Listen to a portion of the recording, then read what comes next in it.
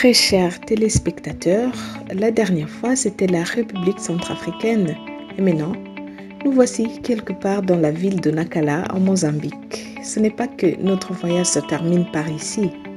Par contre, nous venons tout juste de commencer. Nacala devient une ville sûre ou tout simplement un point de départ sûr. Le port de Nacala en est une preuve vivante.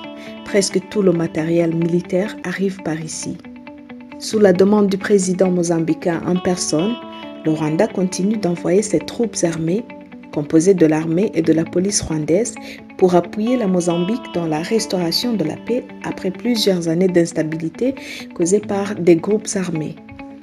Cette façon d'ailleurs du Rwanda de venir en aide aux pays africains soif de la paix suscite pas mal de critiques au niveau international, certains même qualifiant ce pays d'agir ainsi pour se tracer un chemin de s'enrichir encore plus.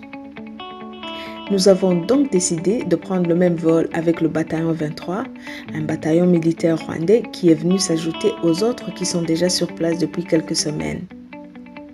Je ne peux pas continuer à vous donner des détails de ce que vous ne voyez pas vous-même, puisque je compte passer quelques jours dans la brousse avec cette coalition des troupes rwandaises et des militaires mozambicains afin de vous parvenir virtuellement ce qui se passe sur terrain. Bien entendu, nous allons aussi parler avec la population locale et vous faire connaître leur avis sur la présence des troupes rwandaises sur leur terre.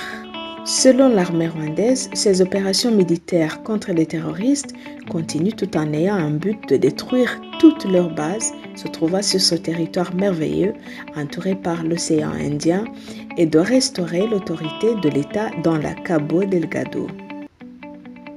Turi kumwe.